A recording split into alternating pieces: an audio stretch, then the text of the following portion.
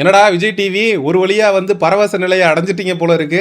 Big pass அப்படின்னு ஒரு நிகழ்ச்சிங்க. அந்த நிகழ்ச்சியில ஒரு பையனுக்கும் பொண்ணுக்கும் காதல் அப்படிங்கிறது வரும். அந்த காதலை வந்து இவனுங்க குளோரிஃபை பண்ணி அதை வச்சு மக்கள் கிட்ட வியாபாரம் பார்த்து டிஆர்பி பார்த்து சம்பாரிச்சுக்கிட்டு இருந்தானுங்க. போன சீசன்ல பார்வதிக்கும் கமருதீனுக்கும் நடுவில் நடந்த அந்த காதல் அப்படிங்கிறத வச்சு பிக் பாஸ் சீசன் 9 வியாபாரம் பண்ணிச்சு இந்த விஜய் டிவி. அவனுங்க அதை விட கிரிமினலாக இப்போ பிளான் பண்ணி ஒரு காதல் ஜோடிக்கே ஓஹோன்னு நம்ம ஷோ ஓடுது.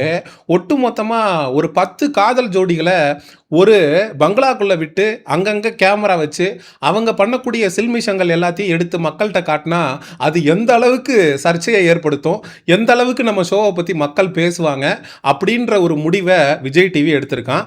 2ஆம் காதல் செகண்ட் லவ் அப்படிங்கிற தலைப்பில் ஒரு புதிய ஷோவை வருகிற ஜூலை 13ஆம் தேதி விஜய் டிவி வெளியிட போகிறான். இது வந்து திங்கள்லேருந்து வெள்ளிக்கிழமை 10:30 மணிக்கு நைட்டு எல்லாரும் தூங்க போகிற டைமில், அந்த மாதிரி டைமில் தானே இந்த மாதிரி கிளுகிளுப்பான ஷோவை போட்டால் மக்கள் இன்னும் நல்லா விரும்பி பார்ப்பாங்க. இருட்டுதா இதுக்கு சரியான சகுனம் அப்படின்னு 10:30 மணிக்கு போடுறாங்க.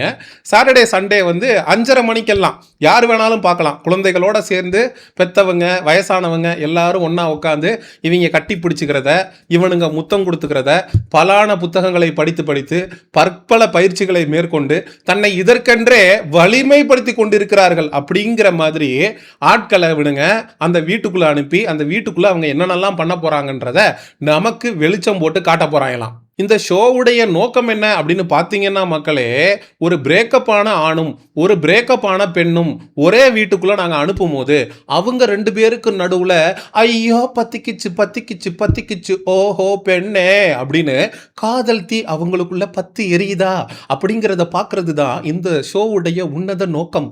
இந்த பக்கம் 10 பெண்கள் இருப்பாங்க, இந்த பக்கம் 10 ஆண்கள் இருப்பாங்க. இந்த ஆண்களும் அந்த பெண்களும் ஒரு வாரம் அந்த வீட்டுக்குள்ளே இருப்பாங்க. அவங்க 2 பேருக்கு நடுவில் என்ன உறவு உருவாகுது அப்படிங்கிறத மக்கள்கிட்ட காட்டுற ஒரு உன்னத முயற்சி தான் இந்த ஷோ. இந்த ஷோவில் ஒரு பையனுக்கும் பொண்ணுக்கும் காதல் வந்துருச்சு அப்படின்னா அந்த காதலை பிரிக்கிறதுக்கான முயற்சியை இந்த ஷோ நடத்துகிறவங்களே செய்கிறாங்க. ஒரு பையனை கூப்பிட்டு அந்த பையனை தாண்டி ரீனாவை உன்னால் கரெக்ட் பண்ணிட முடியும் நீ நினைக்கிறியா அப்படின்னு கேட்டப்போ அஃப்கோர்ஸ் டெஃபினெட்லி நான் வந்ததே அதுக்காக தானே, கண்டிப்பா வந்து அவன் கண்ணில் மண்ணை தூவிட்டு எப்படியாவது நான் ரீனாவை கரெக்ட் பண்ணிடுறேன் அப்படின்னு ஒருத்தன் சொல்றான். அதே போல ஒரு ஆணும் பெண்ணும் காதல் வயப்பட்டாங்கன்னா ஒரு பெண்ணை அனுப்பி எப்படியாவது அந்த காதலை பிரேக் பண்ணி அந்த ஆம்பளையை கரெக்ட் பண்ற ஒரு வித்தியாசமான ஷோவா விஜய் டிவி இதை முன்னெடுத்திருக்கு. ஏண்டா ஒரு ஆணையும் பெண்ணையும் நீங்க ஒரு தனியா வீட்டுக்குள்ள விட்டு அவங்க 2 பேருக்கு நடுவில் எப்படியெல்லாம் வந்து கனெக்ஷன் கொடுக்க முடியுமோ கொடுத்து விட்டுருக்கீங்க. கொடுத்த கனெக்ஷனை இன்னொரு பொண்ணையும் இன்னொரு ஆணையும் பயன்படுத்தி எதுக்குடா பிரேக் பண்றதுக்கு நினைக்கிறீங்க? இதை பார்க்கும்போது நமக்கு பழைய விவேக் காமெடி தான் ஞாபகத்துக்கு வருது. அந்த விவேக் காமெடியில விவேக் கிட்ட ஒருத்தர் கேட்பாரு, ஏன் பாஸ் நம்ம காட்டியும் கொடுக்குறோம் டீயும் கொடுக்குறோமா அப்படின்ற மாதிரி, ஏன்டா நீங்களே கனெக்ஷனை ஏற்படுத்துறீங்க, அந்த கனெக்ஷனை பிரிக்கிறதுக்கான முயற்சியும் நீங்களே பண்றீங்கன்னா அது எந்த விதத்துலடா நியாயம்? இதுக்கு நடுவில் பிக் பாஸ்ல வர்ற மாதிரி 2 பேருக்கும் நடுவில் டாஸ்க், அந்த டாஸ்க்ல யார் வெற்றி பெறாங்களோ டாஸ்க்ல வெற்றி பெறவங்களுக்கு வந்து ஸ்கோர் கொடுத்து நீங்க வந்து இந்த வீட்டில் வந்து சிறந்த ஜோடி, நீங்க வந்து 2ஆம் காதலில் வந்து மிகப்பெரிய உச்சநிலையை அடைஞ்சிருக்கீங்க அப்படிங்கிற அங்கீகாரத்தை இவங்க கொடுப்பாங்க போல இருக்கு.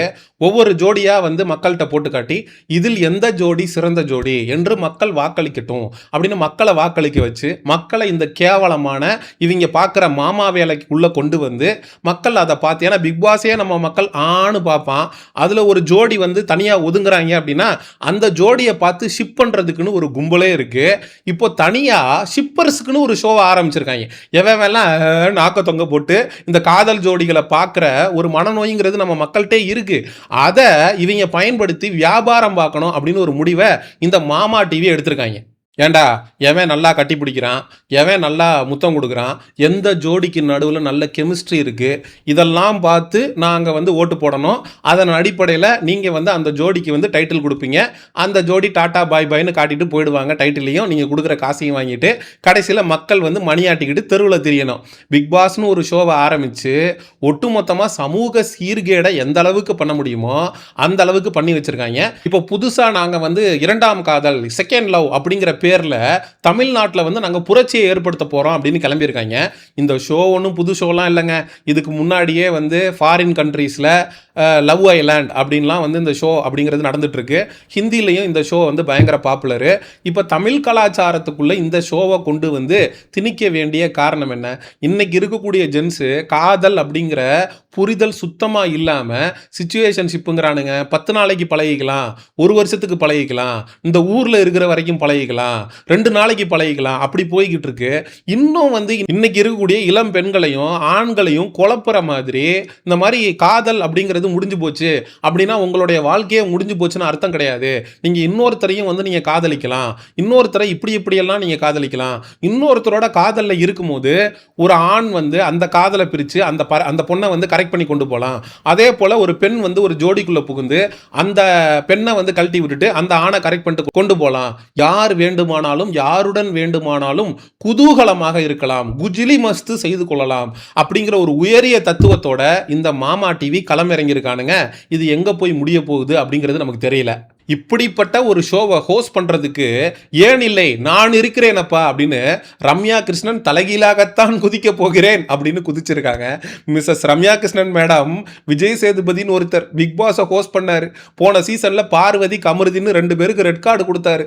அதுக்கு அவர் மக்கள் கிட்ட எவ்வளவு தூரம் வாங்கி கட்டினாரு, எந்த அளவுக்கு விஜய் சேதுபதி அவர்களை மக்கள் கிளின்னு கிழிச்சாங்க.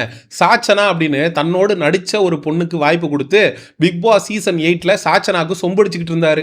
அதுக்கு விஜய் சேதுபதிய மக்கள் இந்த கேடுகட்ட கேரக்டரை வீடு கட்டி அடிங்கடா அப்படின்னு விஜய் சேதுபதியை பொலன்னு பொளந்து விட்டாங்க. பிக் பாஸ் மாதிரியான ஒரு ஷோவை ஹோஸ்ட் பண்ண விஜய் சேதுபதிக்கே அந்த நிலைமைன்னா நீங்க கனெக்ஷன் கொடுக்கக்கூடிய, மாமா வேலை பார்க்கக்கூடிய, காட்டியும் கொடுக்குறோம் அப்படின்னு நீங்க பார்க்கக்கூடிய இந்த வேலைக்கு கண்டிப்பா சொல்றேன், மக்கள் உங்களை சும்மா பிரின்னு பிரிச்சு எடுக்க போறாங்க அப்படிங்கிறதுல எந்த விதமான மாற்று கருத்தும் இல்ல. அலாட் ஆறுமுகம் ரெடியா இருந்துக்கடா, அடமலை பிரிச்சு வாங்க போகுது அப்படிங்கிற மாதிரி ரம்யா கிருஷ்ணன் அவர்கள் உடல் அளவிலையும் மனதளவிலையும் ரொம்ப தைரியமா இருக்க வேண்டிய ஒரு முக்கியமான கட்டம் இது.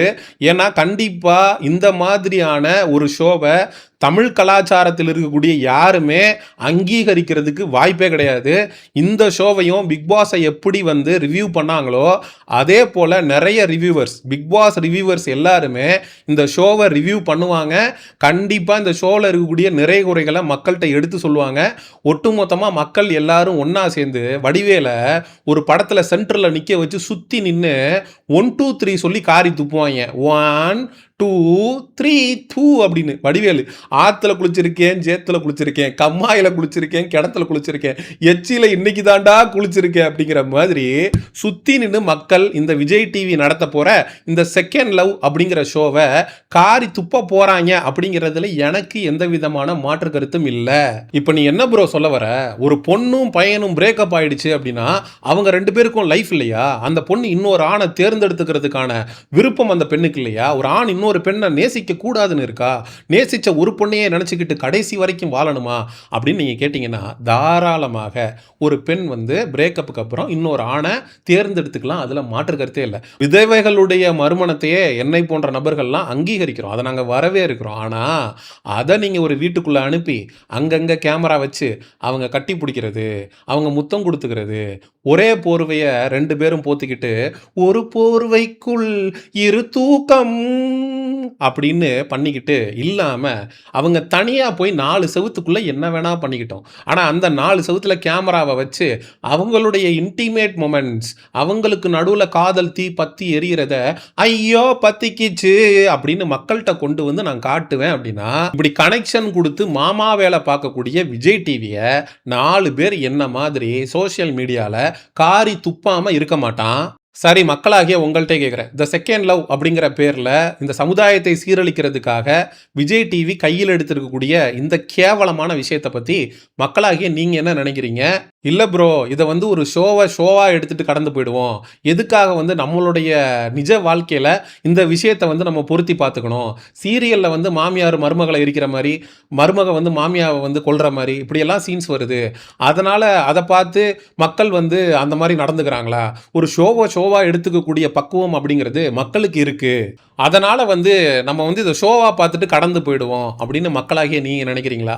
ஏன்னா இன்னைக்கு வந்து கட்டி பிடிச்சுக்கிறது, முத்தம் குடுத்துக்கிறது இத வந்து இவன் நார்மலைஸ் பண்ணிக்கிட்டு இருக்கான் அப்படின்னா, ஏன்னா இன்னைக்கு வந்து இவன் கட்டி பிடிக்கிறது, முத்தம் குடுத்துக்கிறது, ஒரு ரியாலிட்டி ஷோல வந்து ஒரு பொண்ணும் பையனும் பண்ணிக்கக்கூடிய இன்டிமேட் மொமெண்ட்ஸ வந்து இவன் எப்ப டெலகாஸ்ட் பண்ணணும் அப்படின்ற ஒரு முடிவுக்கு வந்து வந்தானோ, இதுக்கப்புறம் எவ்வளோ பெரிய அருவருக்கத்தக்க விஷயத்தையும் சொசைட்டிக்குள்ள கொண்டு வர்றதுக்கு இது மாதிரியான கார்ப்பரேட் சேனல்ஸ் வந்து பண்றதுக்கு தயங்க மாட்டான் அப்படிங்கிறது தான் என்னுடைய தாழ்மையான கருத்து.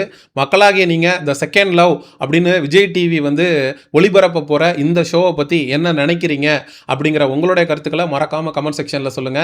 And exclusive Bigg Boss and entertainment அப்டேட்ஸுக்கு மிஸ்டர் சேயோன் சேனலை சப்ஸ்கிரைப் பண்ணுங்க. See you in the next video. Bye bye.